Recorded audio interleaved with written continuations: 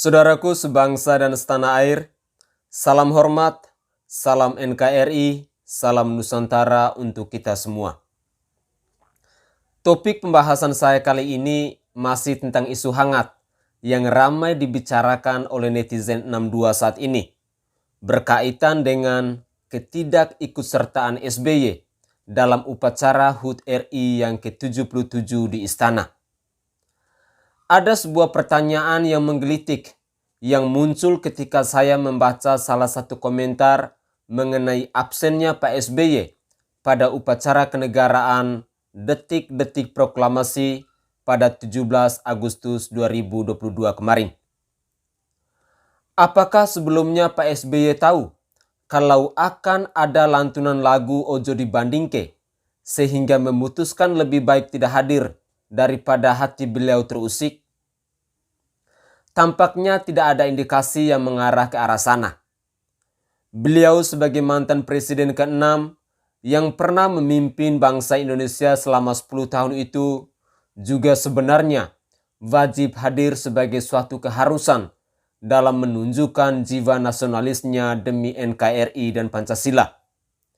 Meski dari sisi pandangan politik akan sangat baik jika setiap mantan presiden RI bisa menghadiri acara-acara penting, apalagi seperti momen upacara 17 Agustus kemarin.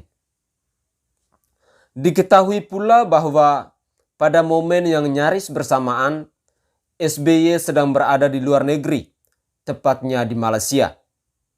Beritanya sih, beliau berada di Malaysia sejak tanggal 14 sampai 18 Agustus 2022 karena ada keperluan di sana.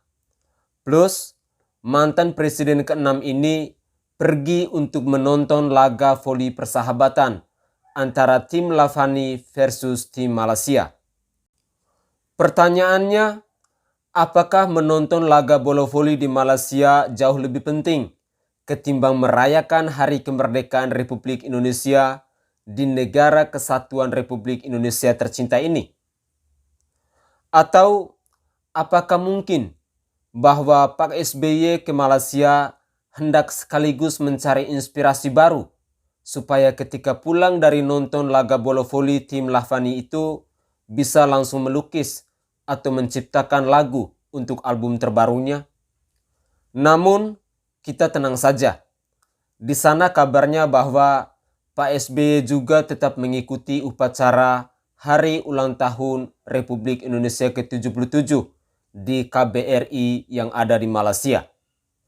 Meski begitu, ada pula tafsiran liar bernada sindiran yang menduga kalau SBY agak ngambek dan perlu menenangkan diri karena ada tokoh penting yang barusan ditangkap oleh kejaksaan karena kasus dugaan korupsi setelah sempat menjadi buron dan terendus berada di luar negeri. Pertanyaannya, dari isu-isu liar yang dibangun oleh netizen 62 ini, manakah yang benar? Tapi entahlah, namanya juga masih dalam dugaan. Akan tetapi, izinkan saya sedikit untuk membayangkan seperti apa kira-kira raut muka Pak SBY yang kemungkinan besar akan disorot oleh kamera. Lalu kita bandingkan dengan ekspresi Prabowo Subianto dan Joko Widodo saat bergoyang ria di istana. Apakah beliau akan ikut goyang rame ria seperti yang dilakukan oleh Presiden Joko Widodo dan para menterinya? Menurut saya hal ini tidak mungkin terjadi, karena SBY sebagai mantan presiden yang sampai kini agaknya masih sukar untuk menerima perbandingan dengan hasil yang cenderung memihak pada Jokowi. Sedangkan kalau Bapak Prabowo Subianto adalah rival pertarungan pada 2 edisi Pilpres terakhir bagi Presiden Joko Widodo. Apalagi pakai joget-joget karena suasana senang mendengar alunan suara merdu dari Praya Yoga, seorang penyanyi cilik asal Banyuwangi.